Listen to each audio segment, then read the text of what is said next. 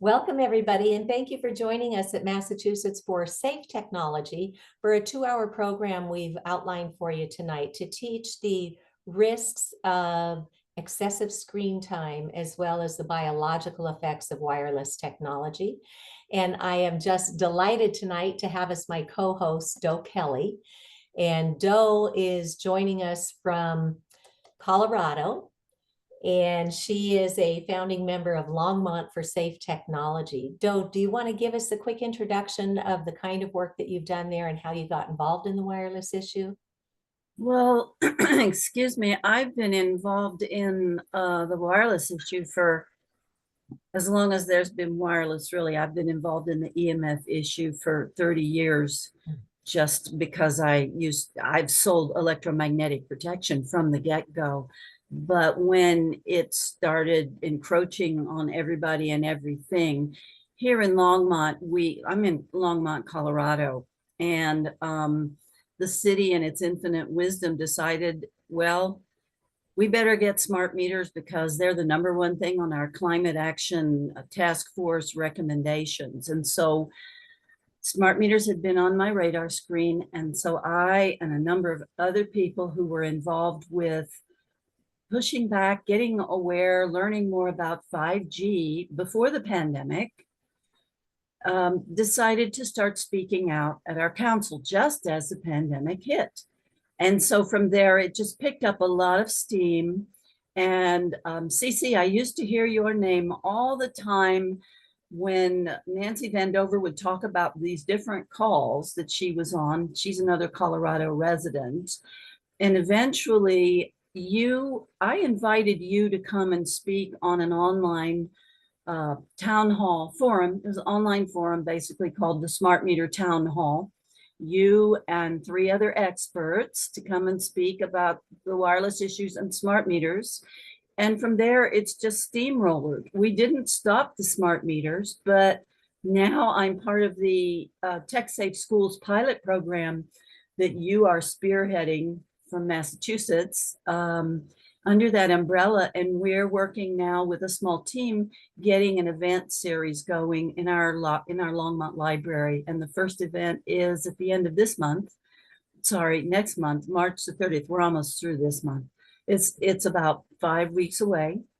And we're going to play Generation Zapped for the public and hope to bring a lot of people in to start to become aware of what may be happening to their children and what may be happening to them insofar as all kinds of things, but in particular, health effects and health effects on children.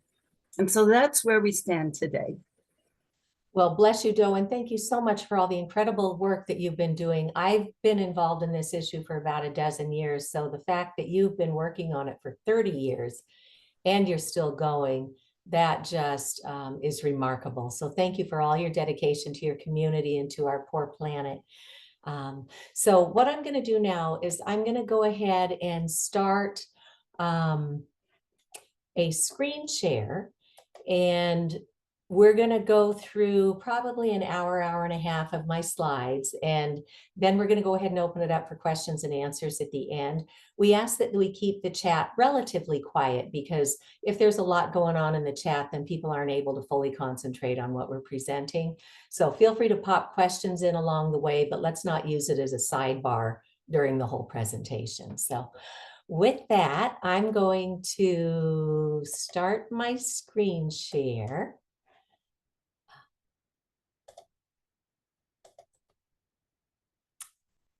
And let me put that into full viewing mode. Okay. All right. Doe, can you give me a nod if you can see my slides? Okay, great. Thank you so much. So I will be saving these slides for you. I'll put them in a PDF and I will send them out tomorrow along with the recording of tonight's program. So anything that we see in here with an underline in it, we provide the resources for you to go do your own deep dive investigation into the facts. We don't want you to take our word on any of this. We want you to be able to take a look for yourself, read the science, read the medical literature, and decide for yourself where you stand with this. And then maybe even inspire you to start talking to your neighbors and your friends about this so that we can get word out and hopefully protect other people as well. So that MTPW after my name just means that I had the privilege of earning a master's in technical and professional writing from Northeastern University, where I know one of our guests today has a daughter going to school right now. And I had a lovely education there. And my undergrad was in communication. My master's was in tech writing. So I'm so very grateful that I have that skill set so that I'm comfortable being in front of audiences to share this crazy information that we're learning today. And then, oh gosh, over a decade ago now, I was at book group and my girlfriend Wendy is an electrical engineer. And she tipped us off that there was something up with wireless, that there were biological effects. And it was book group, so I just made a mental note of it. And then not long after that, something crossed my desk indicating that the American Academy of Environmental Medicine, these are the doctors who get the conundrum cases that regular doctors don't know how to address. The American Academy of Environmental Medicine put out a position statement to school superintendents back in 2012, asking them not to let wireless technology into our schools. So I went, wow, what is that? So that was where my journey began. And I started doing the deep dive. And I was astounded that you don't even have to scratch the surface very far to find literally thousands of peer-reviewed published studies all over the world showing that this man-made wireless radiation is extraordinarily biologically active. So I just kind of raised my hands at my school, and I had been I had revived our local education foundation, and I led it for a number of years, and I ran campaign after campaign to get wireless infrastructure, to get iPads and Chromebooks and smartboards and minis and what we thought was all this great new technology that was going to give our kids a leg up. And then when I found out from my friend that it was biologically active, and I started talking to my schools, it was not an easy conversation to have because the industry got a huge head start on us. And our schools had invested a lot of money in this new technology. But after presenting the facts, our public school district here in Massachusetts a decade ago became the first in the nation to have best practices for mobile devices. Turn these things off when we're not using them, and turn the Wi-Fi on only when needed. Otherwise, it's sitting there pulsing radiation at our children and our teachers and our staff all day long. And then always place a mobile device on a solid surface, not your body. And we're going to read through the legal fine print today too. That will help you to understand that. And then, you know, when I was a little kid, if I got too close to the TV, I can still hear my mom's voice in my head going, Cece, stand back from that TV. You're going to ruin your eyes. Well, she knew that there was an electric and a magnetic field coming off that screen that was greater than our body's own electromagnetic field. So we should definitely keep distance from anything that's radiating. So we became the first in the nation to even have that little sign. And then I had the pleasure of serving alongside my state legislator, Karen Spilka, who's now our Senate president here in Massachusetts. And we had served together on our local education foundation. So I went to her with the science and I showed her our little sign. I showed her the science, and then I measured the radiation coming from her cell phone and her district director's laptop. And I'll be giving a demonstration of that today too. And Senator Spilk is looking at me like, really? And I said, yes.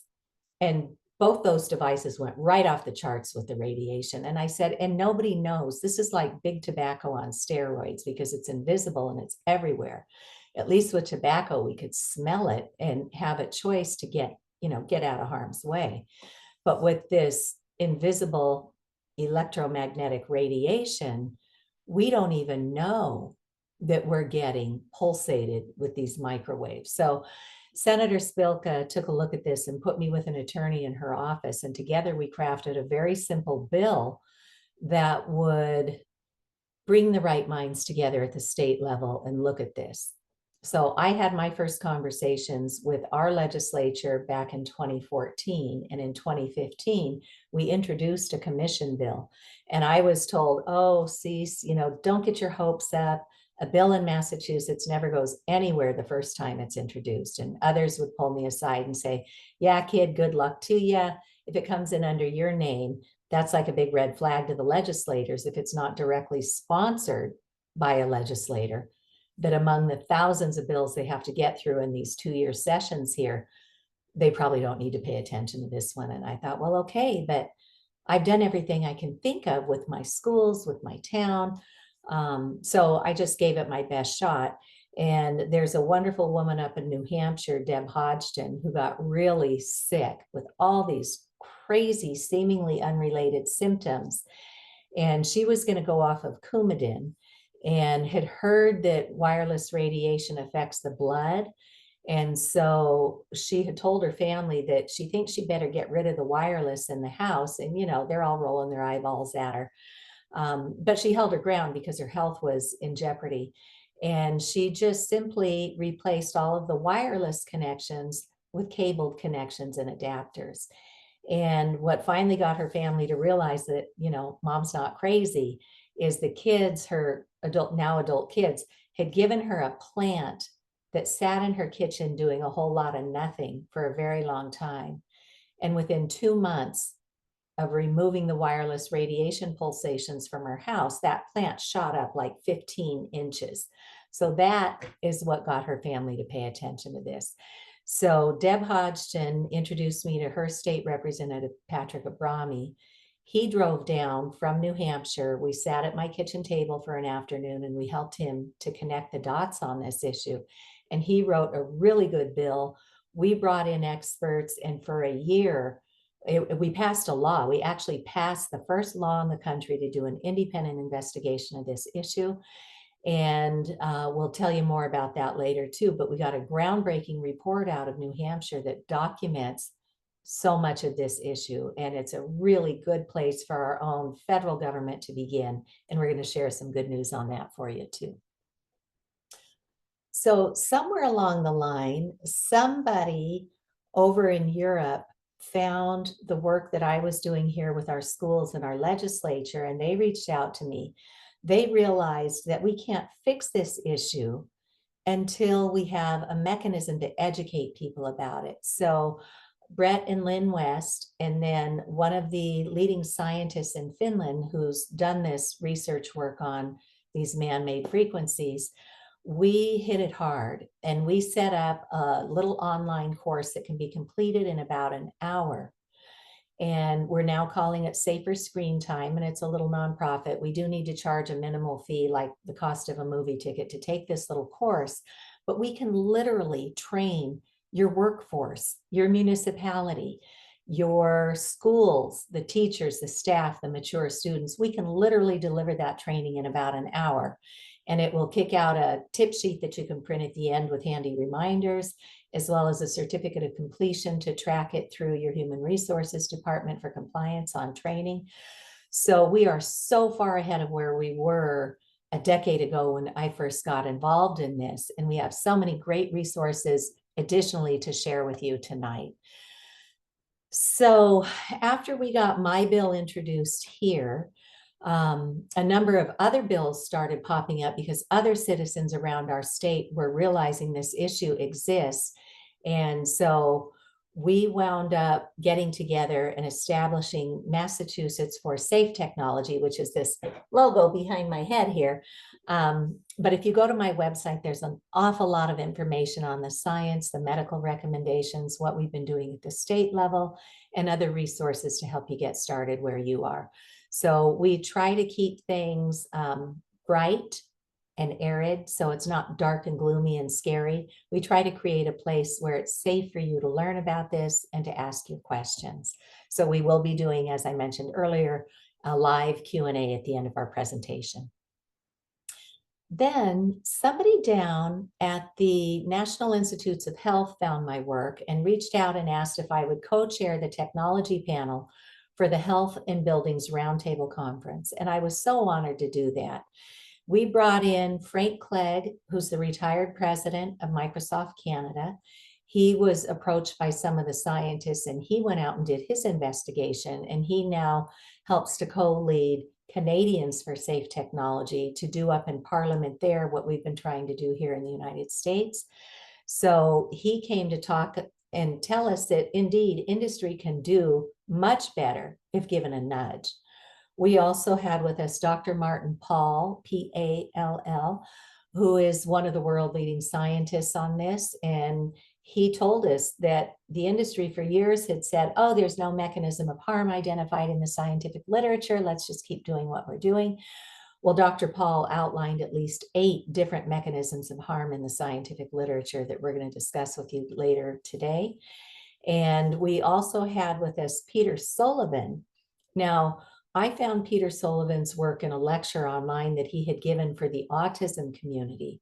And Peter had been a fighter pilot in his earlier days. And so he was, like Top Gun, he was up there with the Earth's really high electromagnetic natural fields inside of a plane that had radar mounted on it. And that's where this technology developed, was with our militaries as a warfare mechanism. And then he was inside the plane with all this instrumentation that used wireless signals to send information back down to the base stations on Earth. So Peter Sullivan's health began to crash. And after he left the service, he was an engineer and he went to work in Silicon Valley.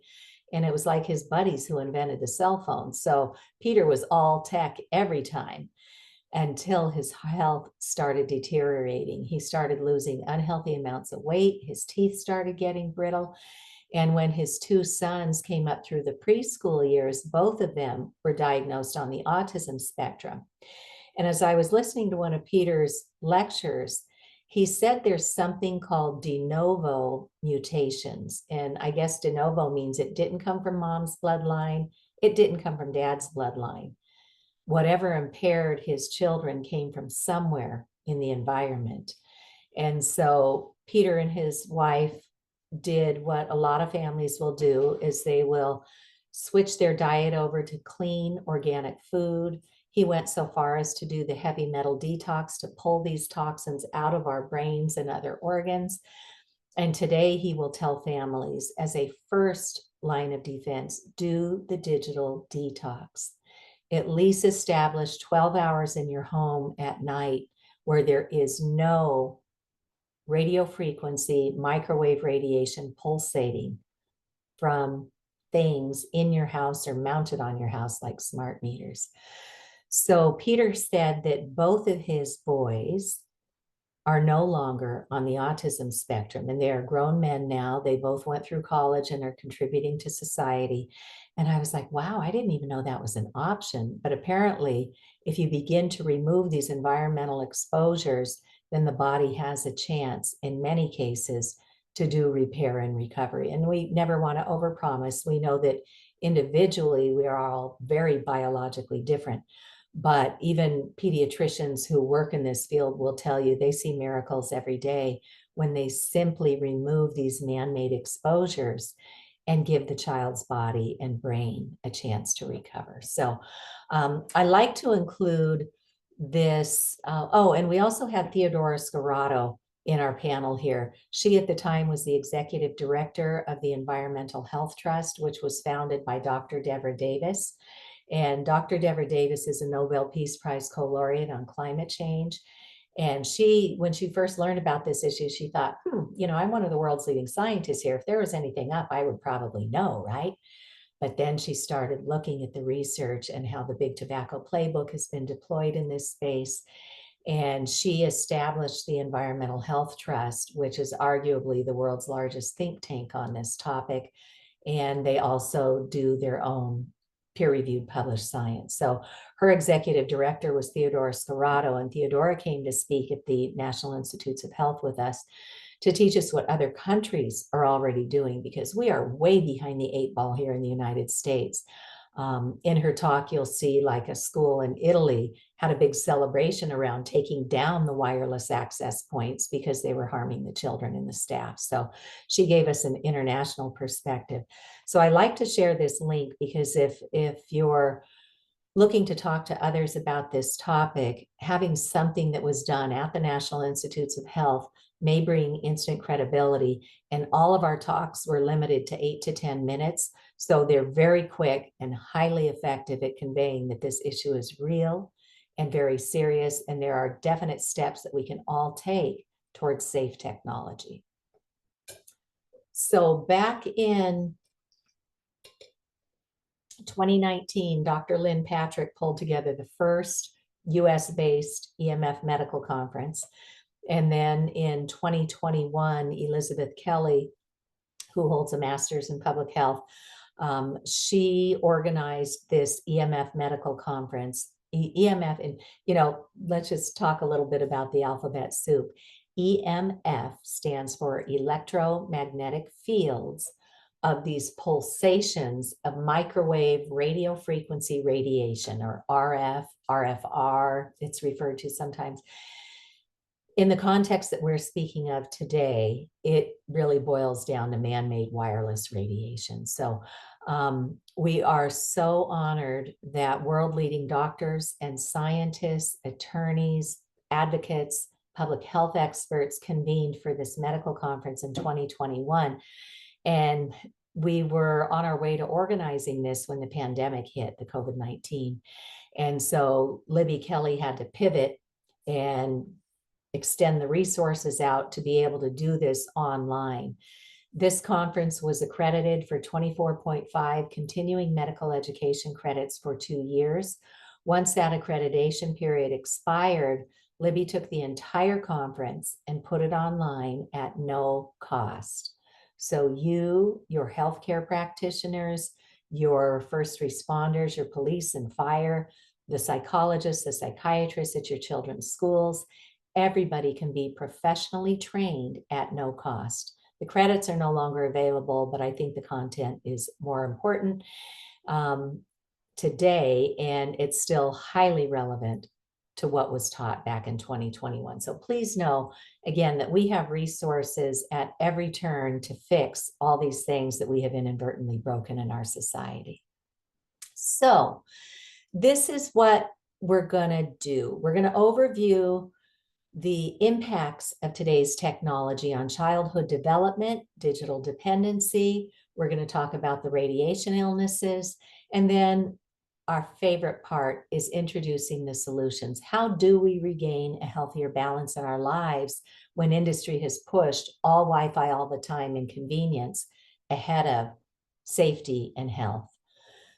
There's always hope. And we'll teach you what to do in baby steps, because we know this is a lot of information to take on at one point, but we happen to think that we and our children are worth it. And then we'll talk about maybe a first step is to do a tech Sabbath, maybe carve out one day a week where you take control of your time and not let that screen dictate what happens in your days. So what does a child truly need for proper development? There are 4 critical factors. These kids need to move. They need to be out there learning, moving, getting their bodies flowing, stimulating all that brain development, not sitting behind the shallows of a screen. They need physical touch with one another, with their environment. They need human connection. They need all of the interpersonal communication that comes along with making eye contact, with being physical with people, with learning the different intonations of the voice, and all of that is what develops these beautiful synapses in our brains. And they also need a deep-rooted connection, because we are nature. We're not just hanging out and going into it every now and then. We are part of nature, and we're meant to be out there and getting all of the benefits that we get from being outdoors in the natural sunlight, regulating our circadian rhythm, getting the electrons from the earth to put our own bioelectrical circuitry in order. So that's what a child really needs, not a screen. So here's what we are seeing has come to pass. And this is with great thanks to our friend Chris Rowan up in Canada. And she has her Zone In program up there. This is where we've begun to spend our time when we have excessive tech outcomes, the television, the cell phone, and all these other internet devices. It leaves us being sedentary, isolated, neglected, and overstimulated, where we're tired, but we're wired and we can't seem to figure out why we can't sleep. So it's doing a number on our developmental milestones. Mental illness has just skyrocketed. Kids and adults are becoming more detached. We are seeing dramatic increases in ADHD and autism, and we'll tell you about the science with that. Diabetes, stroke, heart attacks, digital addiction, violence, perversion sexually, over medication, impulsiveness, where we can't control our own behavior, and we are developing in many ways an illiterate society, which leads to early death, poor relationship development, poor employment opportunities. So many kids don't even have a good solid core. They would not even be eligible to serve in our military. They can't even climb a tree. So this is not sustainable. So we need to flip this and get back to positive child development. And at the basis of this is our movement, our touch, our connection with one another, and our connection to nature. We need to have all of these beautiful developments in our own biological structures. We need to be coordinated, feel secure and calm and regulated and focused. And this leads to optimal development where we can pay attention and we can learn. And that is a sustainable model for how to grow a proper child, not plunking them down in front of a screen. So as we know, digital dependency is on the rise. And what we know scientifically is that this overstimulates the pleasure centers of the brain, the same neurological centers where we find ourselves in trouble with addictions to drugs and alcohol and tobacco and pornography and gambling. These microwaves and the excessive screen time are hitting those same pleasure centers of the brain, which we know lead to poor academic performance, improper brain development in our communication skills, the inability to develop empathy or creativity to problem solve, our attention span. Some will say it's like the attention span of a gnat these days, and our ability to modulate our own control of our own emotions. We're also seeing underdeveloped motor skills because we're not holding pencils and learning to write and doing all that brain hand-eye coordination when we sit there on a keyboard or swiping on a screen. And then there's this whole other epidemic we have of obesity because we should be out moving all the time. We shouldn't be sitting for the greater majority of our day. And then one of our colleagues in this space is Dr. Holly Grow, who's a corneal surgeon down in Louisiana. And she helped me to understand what this is doing to the eyes. We now have an epidemic of misshaping myopia, misshaping our eyeballs, which are meant to be scanning the horizon for predators all the time. As humans, that's what our eyes are geared to do, constantly scanning the horizon. And now we're sitting here for hours at a time on the shallows of a screen. And so now we have this epidemic of myopia. So again, for everything we've broken, we have solutions, and we're always just overjoyed when a new book gets published that starts bringing parents and grandparents and educators and guardians into this conversation. So last year, Dr. Jonathan Haidt, who's a social psychologist out of New York University, he published this book called The Anxious Generation: How the Great Rewiring of Childhood is Causing an Epidemic of Mental Illness. And he pegs it back to around 2012, when we got talked into giving our kids smartphones. And so he says there are 4 foundational harms that we've kind of wandered down this dark alley: social deprivation and spiritual degradation because we're not functioning as normal human beings anymore. Sleep deprivation, and we'll tell you some of the mechanisms about that. Attention fragmentation, where we can't hold a thought, and then this addiction and dependence on our screens. So Dr. Haight recommends a number of really important things. Do not give your child a smartphone before high school. Give them a dummy phone that just allows them to text and make phone calls. And then they don't get caught up in all the social media damage that we see. And no social media before 16 years old. Their brains just simply are not adapted enough at that point to handle the responsibility of this new playground that's put in their hands.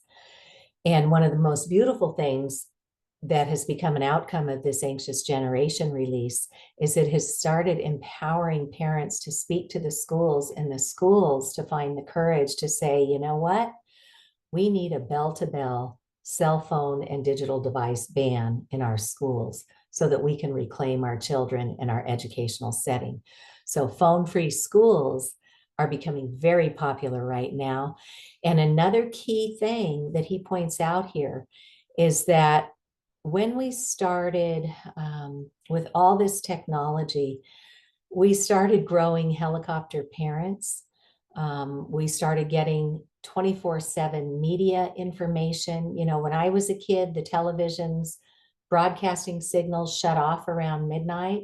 And then when cable came into play, they began having to fill 24/7 programming. And so we got all this information that started leading us to be a fear-based society and thinking that we can't let our kids out of our sight. But when we did that, we robbed them of the ability to resolve conflict, to be creative, to take risks and learn how to mitigate and figure things out for themselves. So he is highly recommending that we have more unsupervised play and learn to give our children that independence again that they need to develop into resilient adults. So another of our colleagues in this space is Dr. Victoria Dunkley. And this is actually my book. I took a picture of it. And at our first medical conference back in 2019 out in California, I had a booth there for our little online course. And I had my book sitting there, and you can see as I was reading it, I was just on fire because there were so many people I wanted to remember to talk to about specific things in this book. And she walked up to my booth and she picks up my book, her book, and she starts chuckling at all my little tags. And I said, yeah, I am so grateful that you came up with this 4-week plan to end meltdowns, raise grades, boost social skills, by reversing the effects of what she coined as electronic screen syndrome. So what she has is this 4-week protocol that will help us, let me go back and just tell you a little bit more about this, help us get our kids back on track. And one of my children, when they were, coming up through adolescence, was doing some of the typical stupid things that kids will do or risk-taking things. And I busted my daughter and I grounded her and I took her devices away from her. And for a week, and she said, Mom, you can't do that. And I said, you keep that up and you're going to try me for 2 weeks here. So I grounded her. I took away her phone and her computer, except for school. And I will tell you, by the end of that week, we had our sweet, lovely daughter back because she was no longer under the influence of all these things that were happening on her screens. So with Dr. Dunkley's 4-week plan, the first week, the parents come up with a plan. What is your child going to be doing when they're not on their screens now? So we have to get back into active parenting and then inform everybody around that child what you're doing so that they don't just run up to their buddy's house up the street and get their digital fix. So you plan activities and you plan downtime. You plan unstructured time where the kids can use their own brain and creativity. And you do that for 3 weeks and the families come back and say, oh my goodness, we are so grateful. We as a family are back and our child is no longer dependent on that device. So if you try to separate a child from a digital device and they lose their mind, that's a pretty big red flag that you might want to take a look at Dr. Dunkley's book. So what does the American Academy of Pediatrics say about all this? No screen time before 2 years of age. For older children, only 1 to 2 hours of screen time per day. That's just not playtime on a screen. That's per day. I know big tech has gotten in there and ed tech has gotten into our schools, and they are pushing technology at every turn, but that is simply not healthy for our children. And the AAP has a family media use plan. It's a nice tool for you guys to start this conversation in your own families. Sit down together at the kitchen table and come up with your boundaries and your protocols for when technology is useful and when you're going to have zones in the house where there's no technology, like at the kitchen table.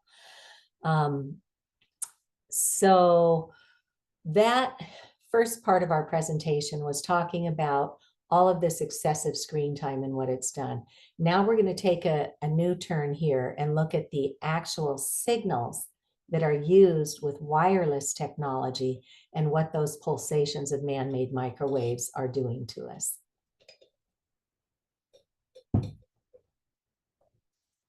So I'm going to give you a demonstration of this invisible exposure, and we're going to look at the legal fine print that comes with all of our devices. We're going to talk more about what these radio frequencies are, what the science is telling us in the long term and the short term, and then just kind of bring an awareness to where all these exposures are in our homes, in our schools, in our cars, in our playing fields. And then we'll talk a little bit about why we don't know about this. And back in August of 2015, this was right around when I was first working with the legislature here in Massachusetts. And Camilla Reese, who's been heavily involved in this for over a decade, and Dr. Martha Herbert, who founded the Autism Lab at Massachusetts General Hospital, she saw huge connections between what she was seeing in the families in her care and what we know happens when we expose ourselves to microwave radiation. So the Boston Parents paper did an in-depth interview with them. And I love that they used a little tablet with this boy asking, is Wi-Fi in schools safe? A look at the potential dangers. And this was 10 years ago, folks. And industry has been so powerful that we have not done one thing to protect our children in our schools. So we're starting at the grassroots here to see what you and I can do as we become educated and then begin to use the tools that we have to really bring this home. Okay, so for anybody who's with us today who has an iPhone, I invite you to take that out right now and go into your settings. The same legal fine print exists in all the other devices as well. I just know exactly how to show you where to get to it in your iPhone. So our friends at the Environmental Health Trust also have a page on this called See the Fine Print that will give you some of the disclaimers that are in these devices. You know, the iPads used to say, these can cause seizures and blackouts and eye strain. And I know 2 different children in towns next to me who had their first seizures while using the tablet wirelessly with all these antennas in them radiating. So from your settings, scroll down just a little ways in an iPhone and hit General. Then go all the way down to the bottom to Legal and Regulatory and hit that. And on the next screen, about 4 down from the top, you'll see RF exposure. So settings, general, legal and regulatory, and RF exposure. When we read that legal fine print that's been in there all along, this is industry's disclaimer, it tells us a couple of really important things. One, this device was tested at a distance from the body. So if you are tucking it in your shirt pocket or your suit pocket or your bra, if you're putting it in your yoga pants, if you're putting it in your back pocket, you are exceeding the government guidelines for public radiation exposure. And we're going to talk a little bit more about those guidelines that were set way back in 1996 before we had any of this massive explosion of exposures that we're up against today. So that's the first thing they tell us in there. And then a little ways down, it tells us basically, once you know you're radiating yourself, don't touch a radiating device. It says to reduce your exposure, use a hands-free option like a speakerphone or a headset. And I'm going to stop my screen share to give you a couple of demonstrations right now. And again, everything we've broken, we know how to fix. So this is a solution for not putting a cell phone up to your head or not putting earbuds, because those earbuds have a microwave transmitter in each one on both sides of your brain now, microwaving and also sending signal to wherever you have your device, perhaps stored on your body. So one of the properties of this man-made radiation is it amplifies around metal. So if you take a regular wire headset and plug it into your radiating device and plug the other end into your brain, that radiation is going to be like, woohoo, party on, man. We're going right up to the brain on that wire. So what you might choose to look for is something called a hollow tube or an air tube headset. And at the end of our presentation, we'll list some resources where you can find some of these things. But look at it. It's just, you know, these little rubber hollow tubes, kind of like a skinny little doctor's stethoscope.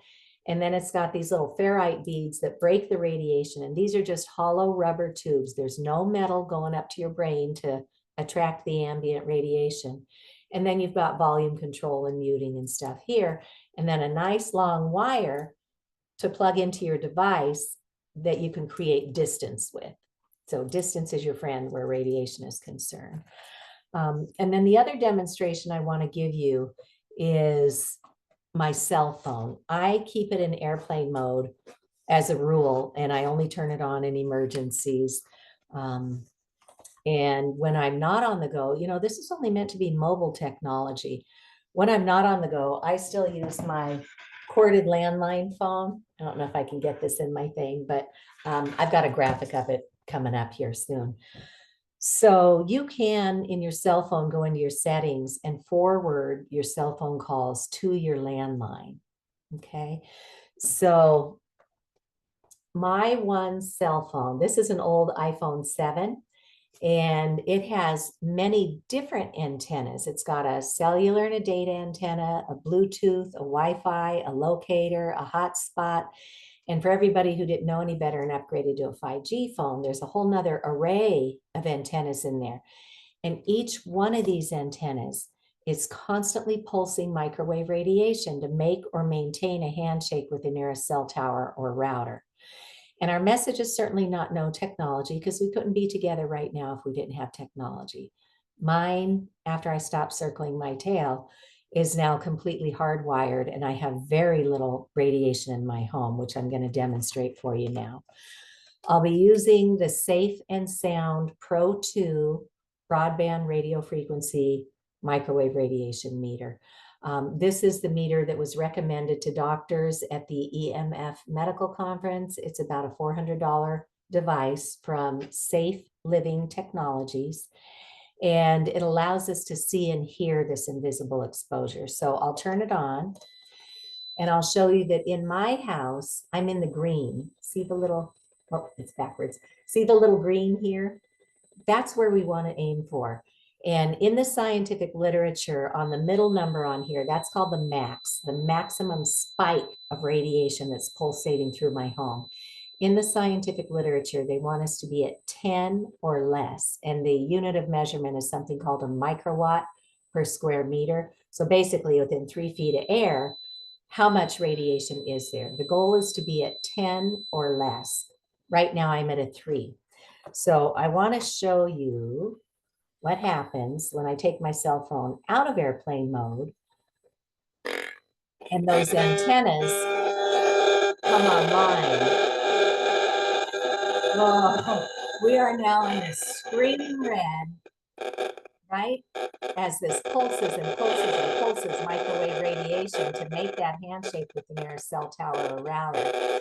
So I'm going to just stop radiating myself here and go back into airplane mode. And then we see that the radiation dissipates, but it held on to the highest peak number that we just got. Again, we were at 3. We want to be less than 10. And just turning on that one device with its multiple antennas, we maxed out this meter at 3,180,000 microwatts per square meter. 3 million, and we want to be at 10 or less. So doctors are now getting these and bringing them into their medical practice. We have a chiropractor up here, Dr. Acevedo in Beverly, Massachusetts, who loans this out to her patients for $10. She says, you've got 10 minutes, go home, measure what's going on in your house, and come back, and we're going to teach you how to mitigate that. So it's critically important because it is invisible. We can't see it, smell it, hear it, but some people, once they know what's going on, can feel it. So I'm going to go ahead and resume my screen share and share some encouragement for what you can do in your community. So, oh, actually, I might have shrunk this presentation down a little bit, but I became the first in the nation to go after a grant from my town to put one of these radiation detection meters on loan in our public library. And I think I probably have that further on in my presentation, but just know we can fix this. So what is wireless radiation and why should I care? Again, we're talking about these electromagnetic fields. The earth, you know, people will come back and say, yeah, but the earth has electromagnetic fields, so it must all be fine. Well, we're talking apples and oranges here. Natural earth pulsations come up from the ground 7.83 times per second. There's a scientist named Schumann who figured that out, so it's called Schumann's resonance. And 1 time per second is called a hertz. So the earth vibrates this healthy, healing electron for everything to be connected to at 7.83 hertz. That's what we're meant to be synced up with. Now that we are so fancy with digital technology, we are in the megahertz range. That means 1 million times per second we're getting pulsated with this microwave radiation. In the gigahertz range, we are getting pulsated 1 billion times per second with this jackhammering of microwaves. How they can fit a million or a billion of anything in a second is way beyond me, but this is just to illustrate how far off we have gotten from what we're meant to be synchronized with the earth. So in the electromagnetic spectrum, we are familiar medically with ionizing radiation. Those are the X-rays, the gamma rays, that can break the atom and cause all sorts of problems. For a long time, the industry tried to tell us that, oh, there's only harm if it's, you know, strong enough power to break the atom. And while the power is important, it's this mechanism of spiked pulses, the pulse modulation that the science is showing is extraordinarily biologically harmful in the non-ionizing end of the spectrum here. So all the microwaves, right? And Dr. Martin Blank from Columbia University put out this book some years ago called Overpowered. And we are biologically overpowering our systems with all this man-made technology. So again, the message is not no tech, it's safe tech, and we're going to teach you that. But first, let's look at the science. We'll take a quick overview of the long-term effects, child and adult cancers. So for years, the industry got away with saying, oh, there's no mechanisms of harm, let's keep doing what we're doing.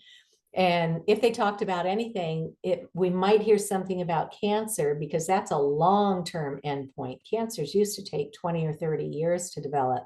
Now we're seeing them come up much more quickly. Our own government, the U.S. National Toxicology Program, which is part of the National Institutes of Environmental Health Sciences, which is part of the National Institutes of Health, they have long been regarded as one of the gold standards in the world for doing toxics research. The largest study they've ever done is on this topic. The National Toxicology Program concluded a $30 million study on cell phones started back when 2G and 3G, or second or third generation technology, was, the big deal of the day. And they went in and investigated, thinking they'd come up and say, yeah, it's all fine. But instead, what they discovered was clear evidence of cancerous tumors and DNA damage. Now, the NTP has 5 categories, and clear evidence is the top of the scale of harm. That should have triggered public policy to do something to protect you and I, and we're going to talk about why it didn't in a few minutes. But clear evidence of cancerous tumors and DNA damage, thyroid cancers, acoustic neuromas, and then the industry will get a hold of a good study like that and say, oh, that's just one study. You need to have more than one study. Well, right on the heels of our cell phone study here in the US, the Ramazzini Institute in Italy concluded another multi-million-dollar study on cell tower base stations that found the same things that we found here with cancers and DNA damage and so on. So we can always refine science, but we don't need more studies before we start protecting ourselves and our loved ones and our planet. So as we know, DNA is the roadmap to grow a proper anything, from a child to a plant to a pollinator to any biome. And the science, there's an additional whole body of science on what it's doing to the environment. So infertility, it was the infertility studies that actually got me on my feet when I started investigating the science. And I saw that they have taken male human sperm and exposed it to a laptop with these multiple antennas radiating. And it changed the DNA. It slowed the motility of the sperm, and it caused far fewer sperm to be viable in just 4 hours of exposure to this man-made radiation. And I went, you've got to be kidding me. We had just sent our oldest daughter off to college with her MacBook, which of course she was using on top of her reproductive organs. Our youngest daughter had just gone into high school, and at Christmas, we thought we'd give her a leg up and get her her own laptop. And where was she using it but right on top of her reproductive organs? So that was the day that I found my voice, and I started speaking up to my schools and my town and my legislators. And we now have irrefuted studies on women's reproductive issues, higher miscarriage rates. Kaiser Permanente has a good study. So again, just a reminder that all these underlines are links to get you directly to the science on what we're presenting here today. Neurotoxicity. Wow. We were already at epidemic levels of anxiety, depression before the pandemic, as we immersed ourselves in all of this radio frequency radiation. And Dr. Hugh Taylor heads up the OBGYN department at Yale Medical School.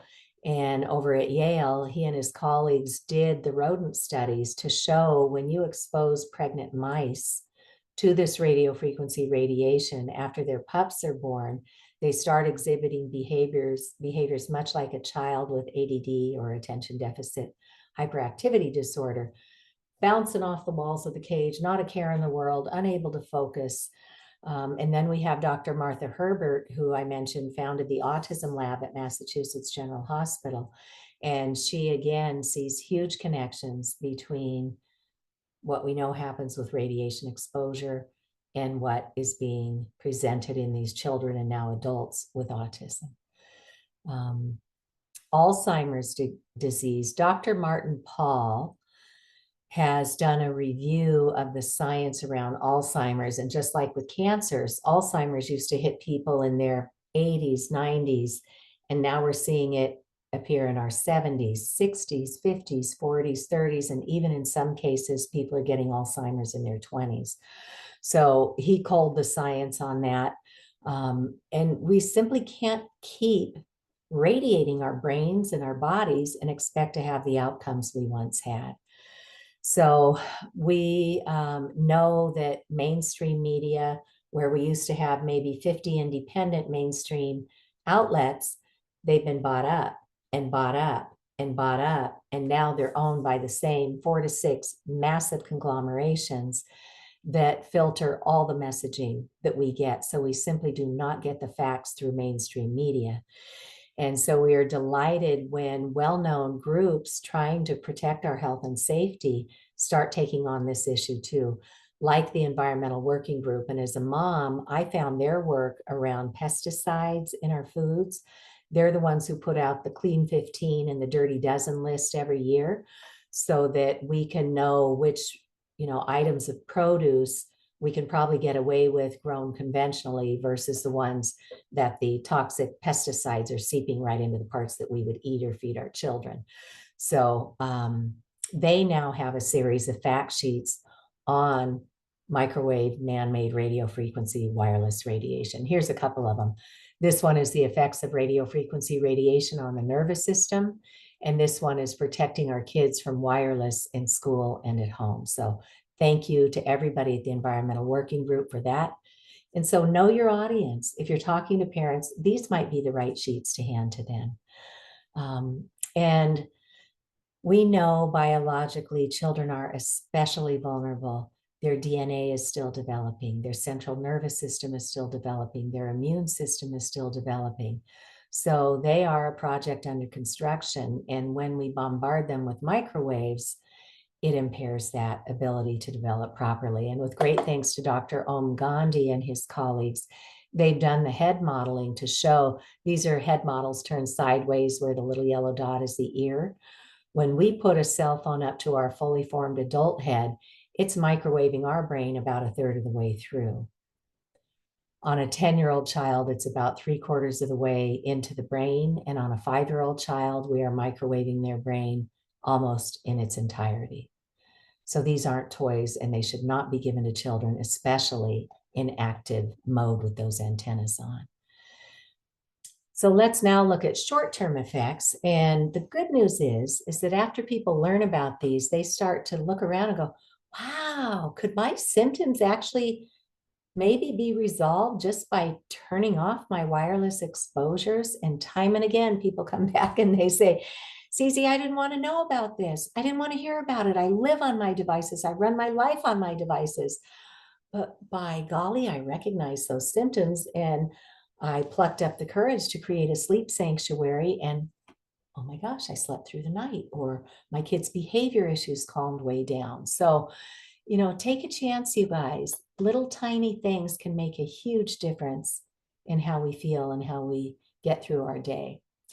So please know that with great thanks to Elizabeth Kelly and others, decades ago, our Americans with Disabilities, the ADA, Americans with Disabilities Act, have long since recognized these electromagnetic sensitivities. So that's a highly credible link you can go pull up information on.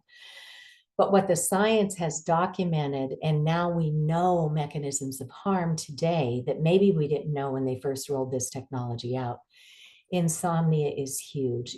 Sleep is what teenagers, especially, and children always did best. And now so many don't sleep well. What the science is telling us is that when we introduce this invisible man-made light form, that is this electromagnetic radiation, it pulses this light energy day and night. As part of our 24-hour circadian rhythm, in the wee hours of darkness, the pineal gland in our brain would release melatonin that would then go in and regulate our sleep and also help to do the toxic cleanup and cell repair and regeneration and escort those toxins out of the body through the bloodstream. Melatonin is really important. And when we leave these invisible light pulsations on, our brain's over there going, when's it going to get dark so I can release that melatonin? So we often see that when we rid ourselves of these signals, and you can still use the clock on your phone, you can still use your alarms, you can still, enjoy anything you've downloaded to your device, but turn off all the antennas and never hold it or use it close to you when it's radiating. People start sleeping through the night again. Headaches, stabbing, searing headaches, migraines, nosebleeds, ear bleeds, chronic fatigue. These are all modern ailments that have just skyrocketed. And another mechanism of harm that we know about is something called the rouleau formation. And this rouleau effect in my little brain sounds a lot like the candy Rolos. You know how it's that stack of chocolate caramels? Well, unfortunately, when we expose ourselves to these man-made electromagnetic fields, it causes our red blood cells to magnetize and they start glomming together. And so they can't free float and bring oxygen to all of our systems and organs like they're supposed to do. So that rouleau formation is very, very critical because, as our doctors will tell us, one of the one of the precursors to chronic illnesses is oxidative stress or reactive oxygen species. If we're not getting the oxygen from our red blood cells up to where it needs to go throughout our body, then we start getting into chronic illnesses. So we're very fortunate that we have the science that can now teach us what's going on, and then we can learn how to figure it out. Same thing, pain from unidentified sources. If we're not getting oxygen where it needs to go, we see an awful lot of harm happening. And then skin abnormalities. Who knew? But we have little tiny antennas all over the surface of our skin that help us to navigate through our world, just as the birds and the bees have these things built in, crystals in their beaks and their brains that help them to navigate through their world in symbiosis with the electromagnetic field of the earth. We also have these little antennas to help us get through our day without freezing ourselves or cooking ourselves. So these skin abnormalities start presenting. Some people will talk about the hot ear from talking on the phone. People are starting to get flushes, rashes, um, skin, all sorts of awful skin things are happening. So we know now scientifically, we have all of our biological chemistry and electrical signaling. Our cells are whispering back and forth to each other, sending information and messages to keep us on the up and up all day long. When we overpower our organs, we get things like irregular heartbeats that may cause palpitations or arrhythmias, or people will say, it feels like somebody's sitting on my chest, these chest pains, difficulty breathing, high blood pressure, low blood pressure, depending on your own individual proclivity. And then cognitive impairment. It used to be we'd open up the fridge and go, what did I come in here for? And as we age, there's a natural decline in our cognitive impairment, but we are seeing this at every age now. And it need not be, with a little education and the courage to step up and start doing something about this. One of the most heartbreaking things I heard at the EMF medical conference was more than one of the doctors and scientists said, if we don't get ahead of this, we know scientifically that these microwave pulsations are hitting the centers of the brain where we would normally make reasoned decisions and control our behavior. We know this is seriously impacting the gray matter and the white matter of our brains. And if we don't get a hold of this and ahead of this, we are going to be seeing many more of these societal outbursts like we've seen with the mass shootings.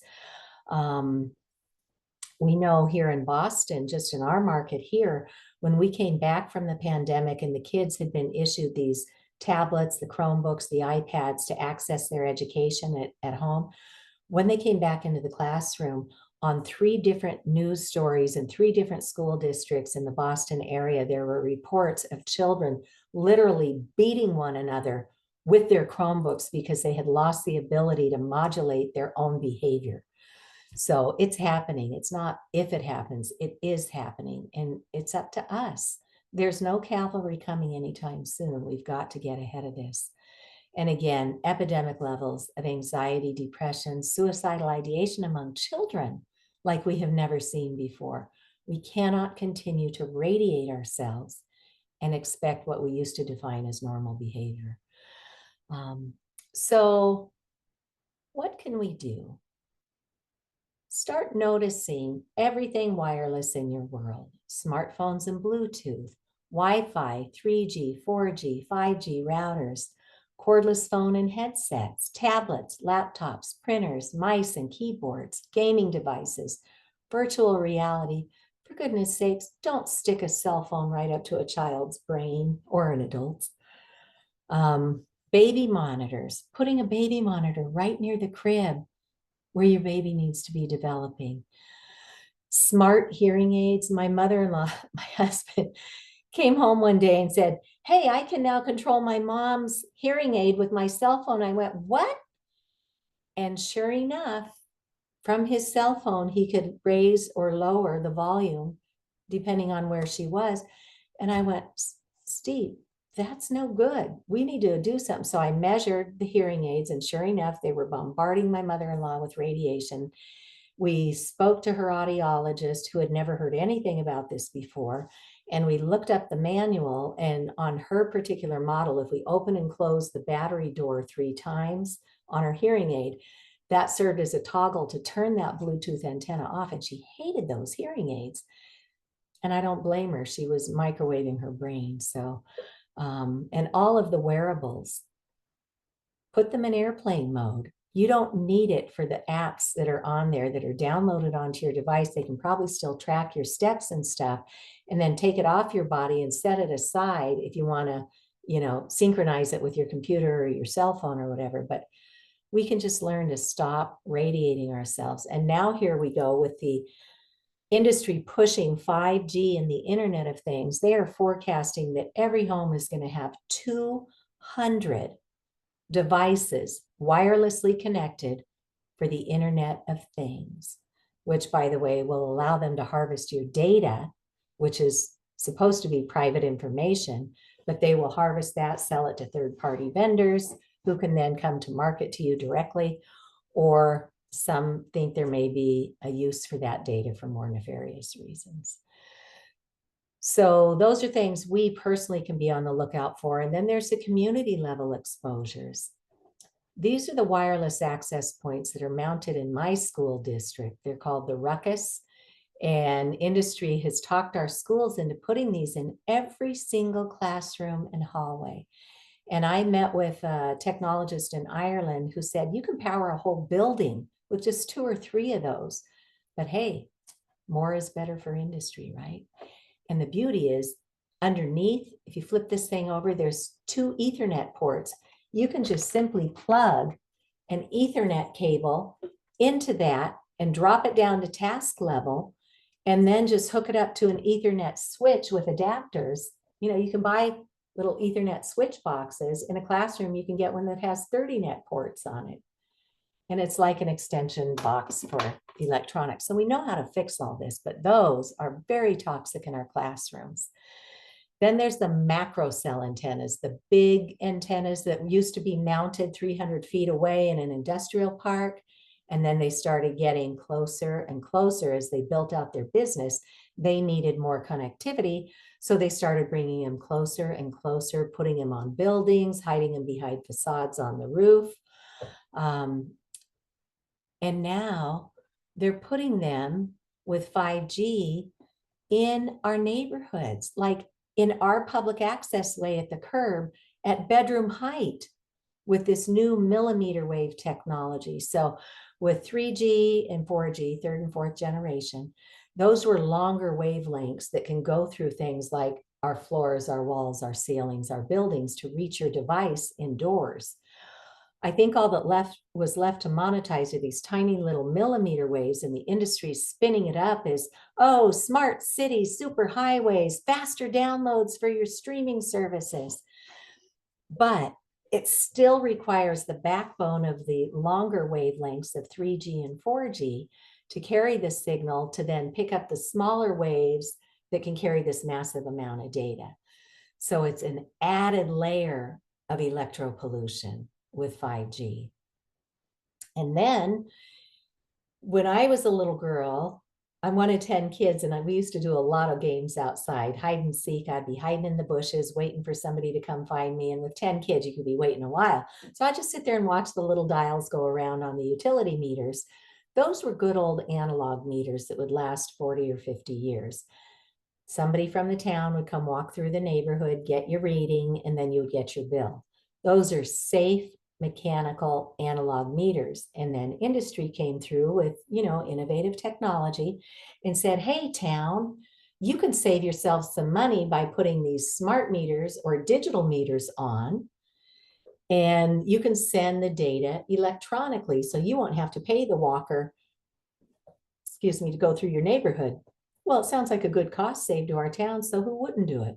What they weren't disclosing is that this pulses microwave radiation 24/7 at you and I in our homes. It goes through the walls, and then it's affecting the plants and the pollinators and everything outside of the home where they're mounted. So kind of a raw deal there. And then the satellites now, they are literally launching thousands of satellites up there to come down and connect with your wireless devices on the ground. So we've got a lot of work ahead of us, but there's a lot of hope too. When I fell down the rabbit hole, I'm thinking, look, if little me can go start reading some science here and figure this out, surely somebody's got to have our backs on this. So why don't we know? It wasn't until 2015 that Harvard's Law School Center for Ethics came up with this free online 59-page report called Captured Agency: How the Federal Communications Commission is Dominated by the Industries it presumably regulates. And that was my missing puzzle piece. It documents how the FCC, the FDA, the CDC, and other federal agencies that were supposed to be protecting health and safety above all else have now been infiltrated by industry, and they are only looking out for their best interest and not for you and I. And I went, oh, so there is no cavalry coming. And that's when I started really getting busy on this. So media capture. If you were to go out to Massachusetts for safe technology, I have a news page, because when we open up this conversation with others, they're like, you're like making this up. Nobody else is talking about this.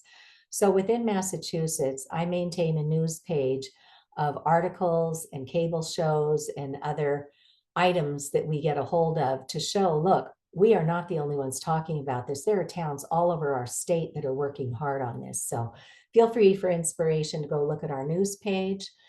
And the FDA commissioned that $30 million study that the National Toxicology Program did. So the Food and Drug Administration commissioned this study more than 20 years ago.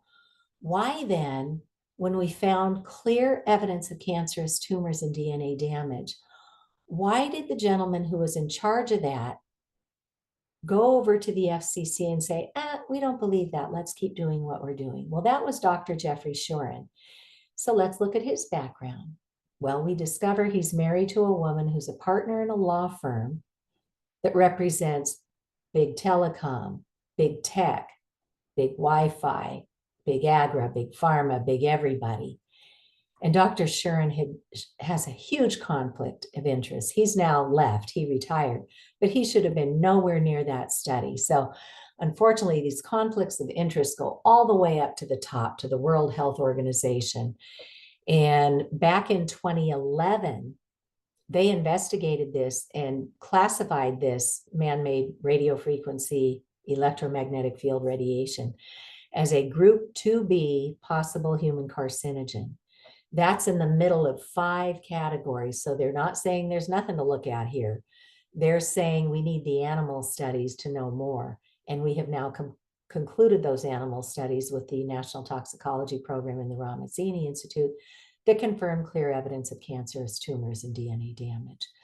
So the WHO has reopened their investigation, but you're hard pressed to get to it because mainstream media and all their influences, when you do World Health Organization electromagnetic fields, you're probably going to be presented with some really old stuff, making you think it's inconclusive.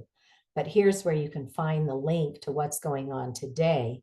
And they are investigating a number of different areas now, not just the cancers, but the effects on children, the effects on the environment, those suffering from electromagnetic radiation syndrome. So we were really excited when they opened that up, but who knew? There's 2 groups at the World Health Organization. One is stocked with industry people, and the other are the actual highly qualified scientists and doctors. But it looks like the industry groups got a hold of this investigation too. So they keep coming out with these reports. And then God bless our scientists from groups such as the International Commission on the Biological Effects of Electromagnetic Fields, the ICBE. they will counter these with the facts every time this corrupt group at the World Health Organization gets the microphone. So the corruption, you guys, just is, it's incredible. Look at the girls. Oh, look, let's look first at the American Academy of Pediatrics and their corporate sponsorship. So I mentioned earlier, they have a family media plan, and look down here, who's sponsoring that. So the AAP has not stood up and said, okay, everybody, right now, protect your kids and stop radiating them. They come up with this little plan to start talking to your family about excessive screen time, but they're not owning up to the radiation. And here is likely why. And even our poor Girl Scouts got co-opted. Erickson, who's a main leader in the wireless radiation field, they talked them into having a 5G Internet of Things badge. Woohoo, little girls, let's talk about how great all this 5G is, and you can earn a badge on it, right? Talk about grooming them early. And then for the older girls who wear the sashes, they've actually put a pouch inside the sash to put that cell phone right on top of your child's heart and reproductive organs. So let's make sure those devices are turned completely off before you put it anywhere near the body. So yeah, that's a little bit about why we don't know about this. But as Martin Luther King Jr. taught us, there's always hope. And when we see important changes come through our society, it comes through three primary channels. The public gets informed and gets engaged, and that's what we're hoping to inspire today. It goes through the courts, and eventually we start having wins. And then in the end, public policy is enacted to finally, in this case, catch up to the science and teach how to have technology, but deploy it safely. So what does that look like for you and I over the things that we can control? There's a simple 3-step process. First step is an inexpensive hardwiring. Go look at your router if you haven't already. You don't have to use the wireless antennas that are mounted inside there. What you can do is plug in a big long Ethernet cable, run it to wherever you use most of your tech in the house, and then just get little adapters. So if you have to buy a new cable, I actually had a box of them down in my basement from when we used to do everything with wires, and I was kind of tickled. But I just had to start doing plug and play and getting the little adapters to go with each of our devices. It really wasn't that hard to do once I finally committed that I'm the mom and I better take care of my family here. So if you have to buy a new one though, look for something that says shielded. You'll just pay a couple extra dollars. But what that means is that there's a metal foil liner around the actual wires inside that plastic casing. And there's another kind of electromagnetic field that's literally the electric and the magnetic field, radiation aside from digital stuff. The wiring itself in residential builds, like in our walls, doesn't have to use shielded cables. In commercial builds, our electrical code says you have to use shielded wiring. What that does is it creates when you have energy flowing back and forth on those wires, just in regular wiring, it creates an electric and a magnetic field. And if it's not all properly shielded and grounded, that can come invisibly through our walls 6 to 8 feet into our living space. And for some people, that's enough to make them not feel well. So if you're going to buy an Ethernet cable, get a shielded one. And then, like I showed before, you can just get a little Ethernet switch to plug into your electricity and then plug into, like that main Ethernet cable could take one of these ports, plug it in there, and then just start plugging in little shorter Ethernet cables for each one of your devices. And you may need to buy a little adapter for $20 or $30 for your phone or your tablets or your laptops. So that's what we mean when we say hardwire or cable or wire your connections. Just plug them back in. So the second step is you then need to disable the Wi-Fi antennas. We are hopeful that in time, as our engineers are asked to mitigate this, they will design it such that as soon as you plug in an Ethernet cable, that will automatically disable all of those separate little antennas throughout your devices. That's not where we are quite yet. So you need to go into your settings and turn off every antenna you can find. So put your device in airplane mode and then look at your Bluetooth and look at your Wi-Fi. If they say on or not connected is not good enough, because that means it's still going, here I am, I want to make a connection, and pulsing that radiation. So just tap that and turn it off. So turn off every antenna in your device that you can find in the settings of your laptop or your tablet. Just go find them. And then you would be wise to measure, because they sneak these little antennas in places you would never guess. And unless you actually measure, how would you know you're getting radiated? And I'll give you an example. After I hardwired my home, my daughter came home from college and she earned her income by teaching swim lessons in our pool. She said, Mom, can I turn on the Wi-Fi and just print out my swim schedule? And I said, sure, honey, go ahead. Just make sure you turn it off when you're done.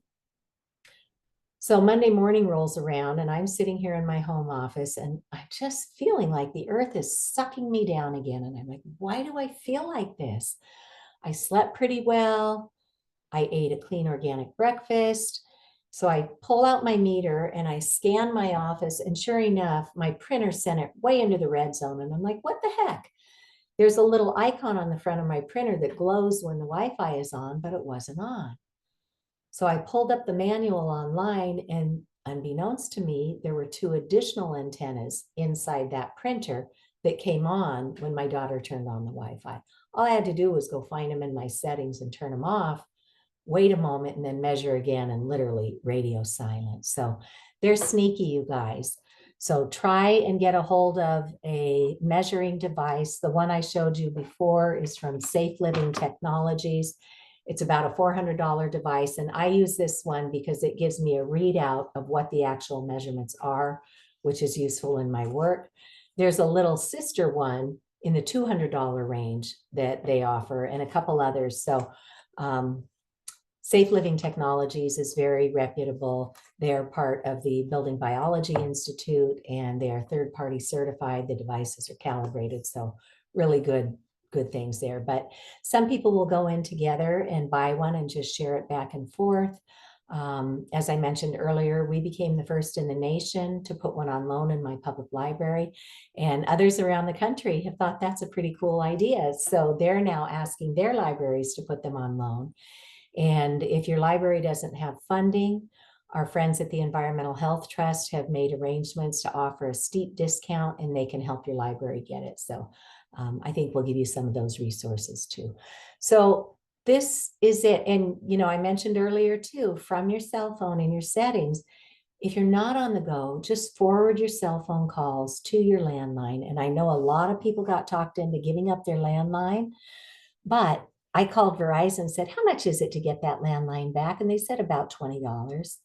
So you weigh it out in your budget versus what you're going to pay for your doctors if you wind up becoming electromagnetically sensitive. So again, you have the right to know and the right to choose. So in our schools, here's what safe technology looks like. You just plug in the Ethernet adapters to the Ethernet cable, to the router, to the wireless access points that can drop down from the ceiling.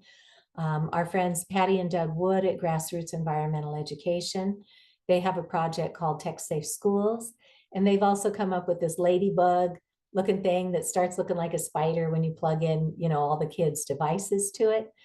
So we have resources over at techsafeschools.org. They've got mitigation information for your IT departments.